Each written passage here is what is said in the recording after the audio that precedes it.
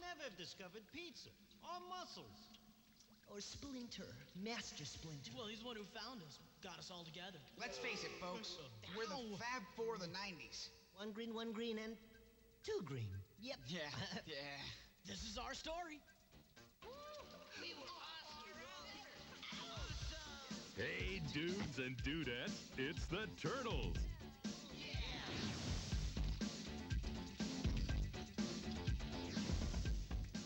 Those bodacious, wisecracking green superheroes on the half shell, and they're back.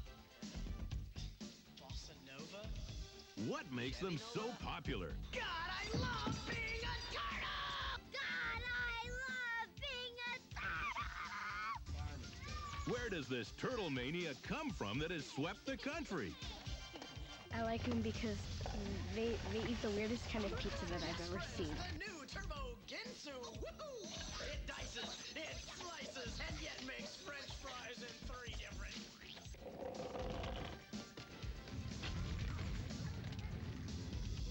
Just the word cowabunga, when you say that, people have said it makes you feel good. Cowabunga.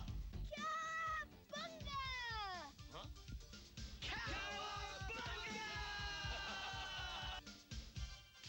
We've gone behind the shells to find out who they are, where they've come from, how they are brought to life in the movies, and why kids line up at theaters from New York to Tokyo to see their exciting adventures. Donnie, give it up.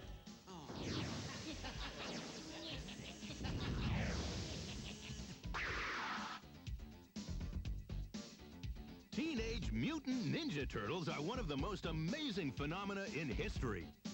There are toys, games, clothes, food. The Turtles do have parents. They are Kevin Eastman and Peter Laird, who put up their last $2,000 to create the comic book of their dreams.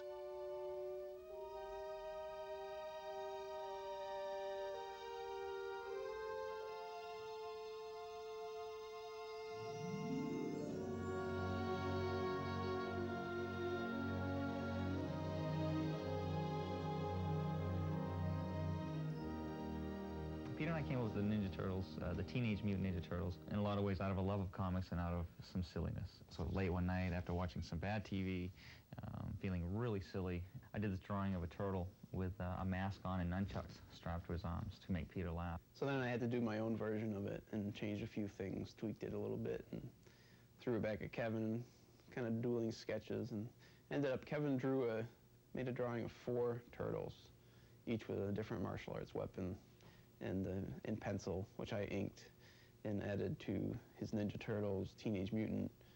So then we had Teenage Mutant Ninja Turtles. That was the beginning of it. I want to stress that we were laughing to kill ourselves at the time, and sort of chucked the drawing aside. And the next morning we got up and looked at the drawing again and said, geez, we should really come up with a story to tell how they got to be Teenage Mutant Ninja Turtles. And that's when we started on the first issue.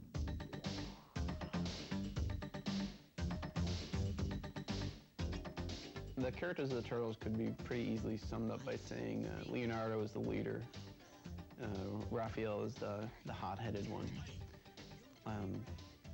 Michelangelo is the fun-loving goof, and Donatello is the gadget guy. The combination of the 4 different personalities works really well. They play off of each other really well. Being brothers and the personalities and the differences they have, they fight and have arguments, but they really come together in times of trouble.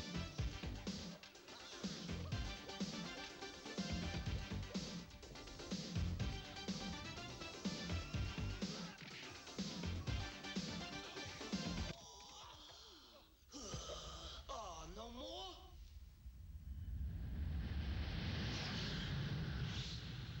The Shredder, we were looking for, is probably one of the silliest way that we came up with the character. They have these cheese graters, they're rectangular in shape with a handle on the bottom.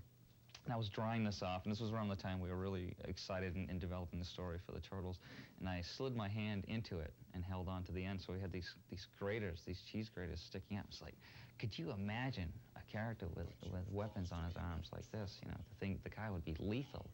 Face the Shredder. And we like, Shredder, oh, what a name for a character. And so that's sort of where Shredder came from. I mean, he ended up not having cheese graters on his arm. that was his humble beginning. The Shredder? Maybe all that hardware's for making coleslaw. Well, Splinter is the father figure of the Turtles. He's their wise mentor. He's a Yoda type. Actually, his name is a parody of the name of a teacher of a Marvel Comics character called Daredevil, whose teacher was named Stick. So he said, "Oh, why not Splinter?" Kind of a chip off the old block, if you will. I suggest we all meditate now on the events of this evening. One of the major appealing things about the Turtles for kids is that they don't go out looking for trouble, and they want to be left alone to do their own thing. But when trouble comes, they can handle themselves. And I think that's really how most kids and most people, most adults want to be. You know, they don't want to have trouble. They don't want to, you know, go out and be mean to people, but they want to be able to take care of themselves when somebody hassles them. And that's exactly what the Turtles can do. The Turtles only fight because they must, to save the city from the evil Shredder and his gang of thugs called the Foot, who are stealing everything that is not tied down. Along the way, we learn that they were mutated in some strange ooze, and that it's very hard to be both a ninja and a teenager. Anger clouds the mind. Turned inward, it is an unconquerable enemy. The first movie ends with the Turtles saving the city. Like this one suffering from shell shock. And the Shredder falling to his death. Or so we think. We try to continue off from where the first movie ended. The real unanswered question was the ooze. Where did it come from? What was it? And what would be in that to cause the Turtles to mutate?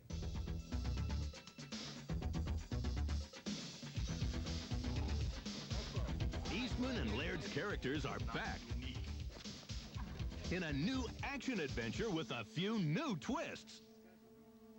Okay, ready, and action.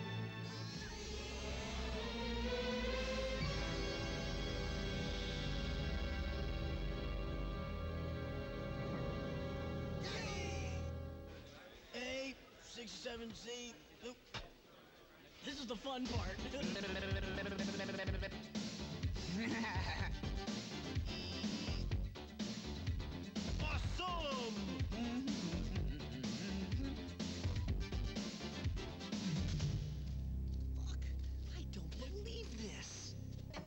This movie has all the bodacious turtle comedy and hilarious teenage wisecracks that kids all over the world have come to love. Primo Bros. Turtle Rebecca. Max Mundo. Acapella. The Shredder has returned, and he is out for revenge. Some are the very The Turtles are hot on the trail of where they came from and how they were mutated. Our transformation. But the answers have always remained hidden in the past. Joining me on the final day of The world is threatened by toxic environmental waste. Well, you're the last one, aren't you? And Toka the Snapping Turtle and Razor the Wolf are on the loose. Didn't we see these guys on WrestleMania? I think what we're making is we're making the E-Ride at Disneyland. Watching, everybody? The turtle combination of elements is a wild thing in this movie. You've got puppeteering, you've got mime work, you've got ninja martial arts, and all of it combines to make a turtle. Please, please, a moment to reflect.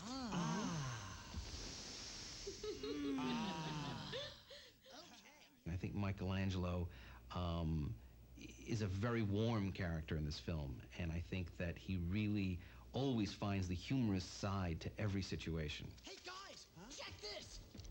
Wax on, wax off, wax on.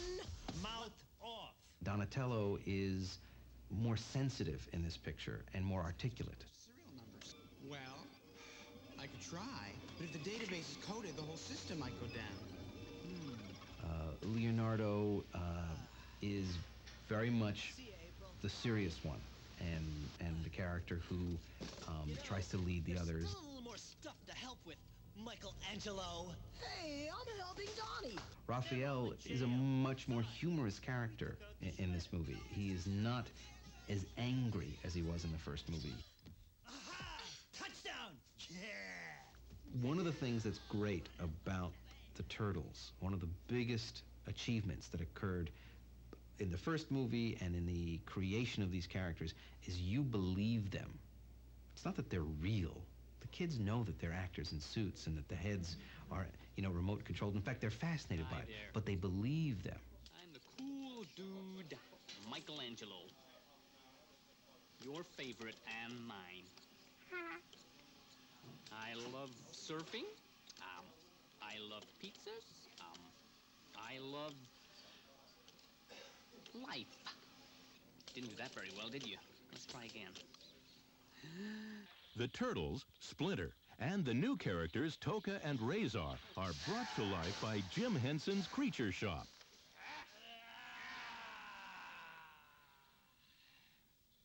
And go! The technique that makes you believe that these creatures are almost real is called animatronics.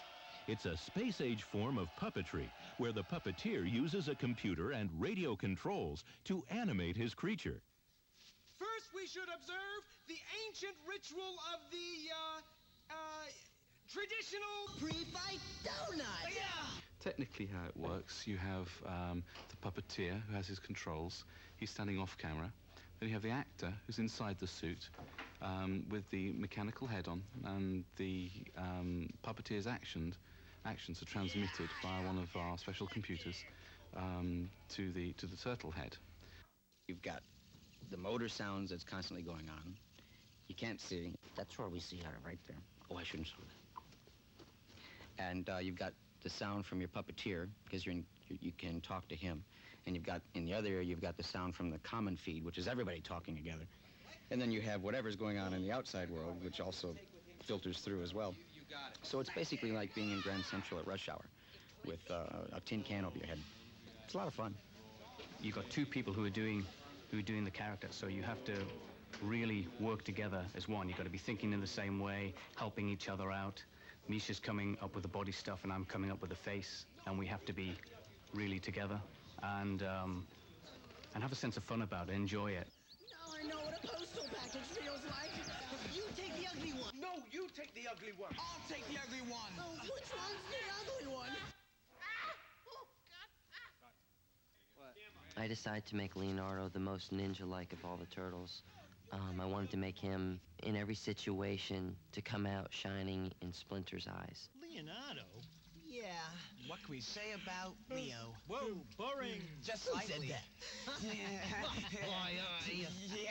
Good one. If I was to talk to Raphael, I would say, you gotta lighten up, dude. You gotta just chill out, go with the flow a little bit more, believe in yourself. Basically, Raph's got one bad attitude. He's got a bad temper. Yeah, he does. Face it, about you got all a you? bad temper. You do. We love you, you knucklehead. No matter who we're fighting, or whatever situation we're in, Michelangelo likes to have fun. He's the cut-up. So even though things may look kind of bad for us, he'll find a way to make a joke about it. Mikey's a sweetheart of a guy. We all love Mikey. Yeah, Mwah. yeah, Oh, Mikey, yeah. don't change. I don't mind him, Yeah. except the pizza he orders sometimes. Yeah, that's right. Yeah. Yeah, that stinks too. He's got eclectic choices. Peanut butter and jam. Donatello is sort of, he's goofy. He's always searching for answers. He's always fiddling with gadgets and things, so he's always intrigued, very curious kind of character. Oh, so you want to talk about Donatello? Well, he's kind of cool, but he's nerdy. Yeah. He's a whiz. Yeah, he's really good with all that The costumes are made of latex and take a lot of punishment during a day's shooting, so they must be constantly repaired.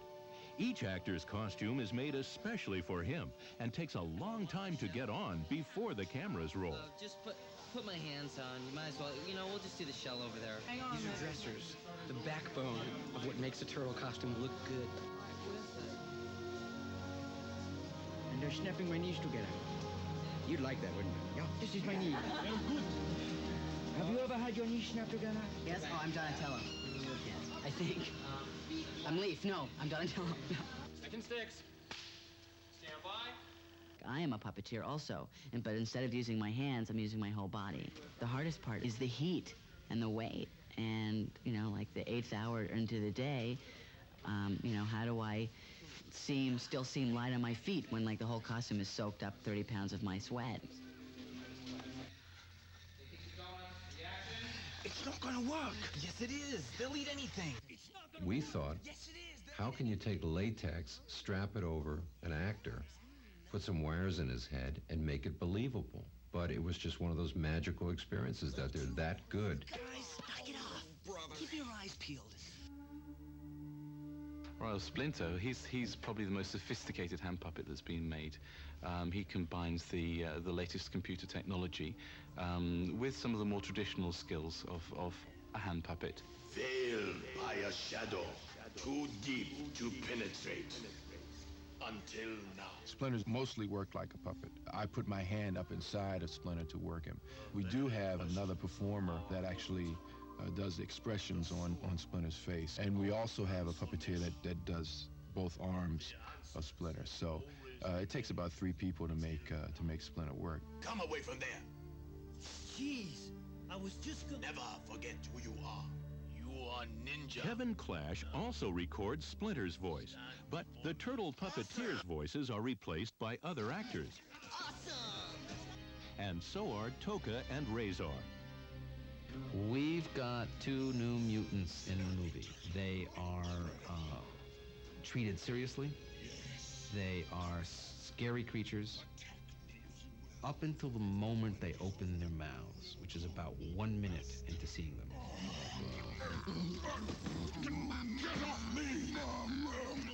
From that moment on, we play this incredible dance between comedic and serious. And that's the challenge of working with the creatures. You know, maybe that ugly crack was a little bit out of line, huh?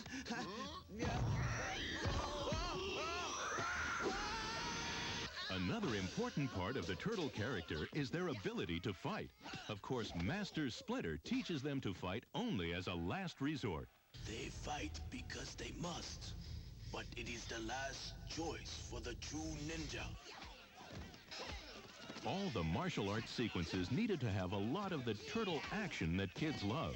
So the movie makers had to be sure that it was all well rehearsed, so no one ever appeared to get hurt. The first picture we started out, we really didn't think it was violent, but there was somewhat of an outcry from parents saying that this seems to be excessive. We kind of thought that the turtles, obviously they have weapons, which is basically what they do. I mean, it's very hard for them to fight without using their weapons. And I think we were conscious of that in the second picture. I think in this movie we've taken away their weapons and given them other things to play with, such as the yo-yo, things that they can directly pick up or find that would be not construed as weapons, but the way they use them is very funny. By staging a lot of perfect moves and flips, you're making the fight look unreal, and you are getting the audience to be fascinated by the gracefulness of the movements. So they're more interested in expecting what new movement is going to come up instead of what damage the movement is going to do. The producers went to master fight choreographer Pat Johnson of the Karate Kid fame to bring out the individual styles of the 4 turtles and assure that precision martial arts sequences would not be violent. All of their ninja skills are relatively the same.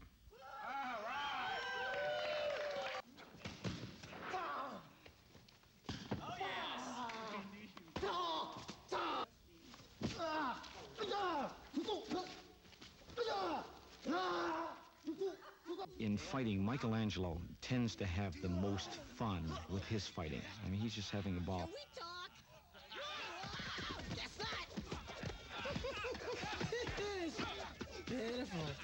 Donatello, who also has fun, but he does more things by mistake, where he hits people, you know, by accident. He hits someone behind him when he really means to hit someone in front of him.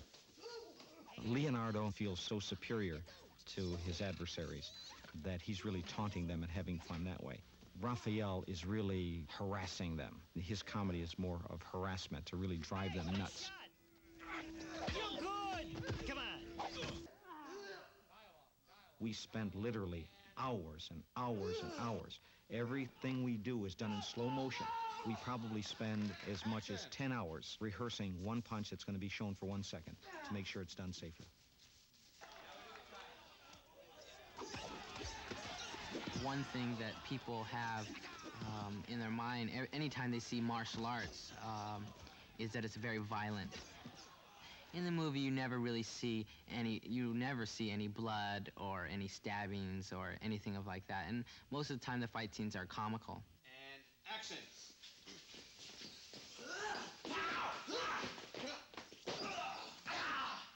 Sit down. Did I mention I study martial arts? One of the approaches I like to take with action sequences, and especially fight sequences in this movie, is to first start with a concept and an idea. Like the fight in the TGRI lab was basically a football match pursuit for the football, which is the canister of the ooze. Giving that idea to a choreographer like Pat Johnson gives him room and gives him lots of ideas to put it into very, very specific terms. Got it. Good. I don't get it. And action.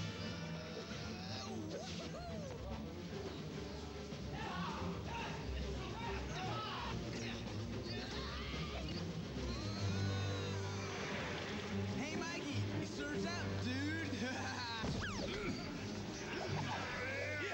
Ninja vanish! Now that all the elements are together, it takes preparation and rehearsal for the people in the costumes and those outside to make the secret of the ooze an exciting action adventure with a lot of turtle comedy. Eclectic? Jeez. Oops. Everything in this movie had to get pre-planned because of the nature of puppets, creatures, special effects. Everything had to get worked out beforehand. Rehearsal in this movie was an essential process for two reasons. It gave us a chance to have the puppeteer and the actor in the suit, of the turtle suit, begin to become a team, begin to become one person. But I also used the rehearsal process to begin to overcome the obstacle between the real actor and the turtle. I found myself at the beginning looking at these, you know, these faces expressive and falling into all of that, and the child in me coming out going, wow, and that sense of believing that, you know, that they're real. And then I would step back and I'd go, oh gosh, you know, the actor inside could see me, and I was almost embarrassed going, oh God, I'm really like talking to Donatello. Any luck finding a new place to live yet? Well, you know, in this market, it's actually very difficult to find good subterranean housing. Hey, we could With April's help, Splinter and the Turtles battle Shredder and his new mutant warriors to save the world's environment. Will now be your undoing. They also discover how they were mutated. An unknown mixture of discarded chemicals was accidentally exposed to a series of radiated waves, and the resulting ooze, as you put it, was found to have remarkable but dangerous mutagenic properties. And learn some important lessons about life. I thought we'd find out we were special. Do not confuse the specter of your origin with your present worth, my sons. I don't believe him. There's just got to be more to it. In the middle of all these adventures, they create a new song and dance called the Ninja Rap.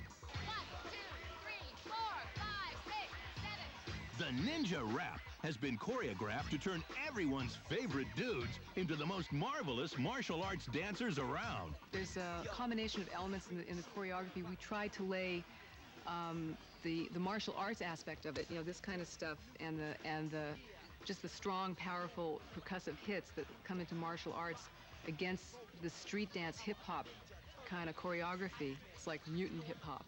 Devastate the show what the turtles are saying. Ninja, ninja, rap, ninja, ninja, rap, ninja, ninja. The ninja rap is performed in the movie by one of the hottest rap groups in America, Vanilla Ice, which makes the song and dance turtle-rific. Vanilla is here with a new jack groove gonna rock. It'll roll the place with the power of the ninja turtle bait. Iceman, you know I'm not playing. Devastate the show like the turtles are saying. Ninja, ninja, rap, ninja, ninja, rap, ninja, ninja, rap. Go, go, go, go. The turtles could dance to the ninja rap for a long time, but of course, that's not the end of the story. There is a final confrontation with the Shredder that has a twist to it. We're not through yet. But it must remain a mystery, at least for now. Hey, where'd he go? I'd say that's pretty much a wrap. Yep. Cowabunga? Cowabunga! Yeah!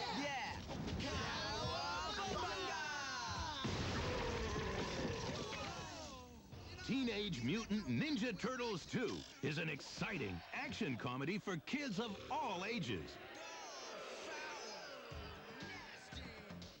The Turtles started with pen and ink and are now larger-than-life idols who have taught kids a few things. To obey their parents, most of the time. To protect the environment. To only fight in self-defense. And to be teenagers and share their adventures with the world. I'm Leonardo. Ninja is a master of himself and his environment. I'm Michelangelo. Well, the lives of two people don't amount to a hill of beans in this crazy world, Ilsa. That's why you're getting on that plane. Maybe not today, maybe not tomorrow. Donatello, Frere Jacques, Frere Jacques. I'm Raphael. Any of you guys ever heard the expression fair fight? I've said it before, and I'll say it again. Man, I love being a turtle. I love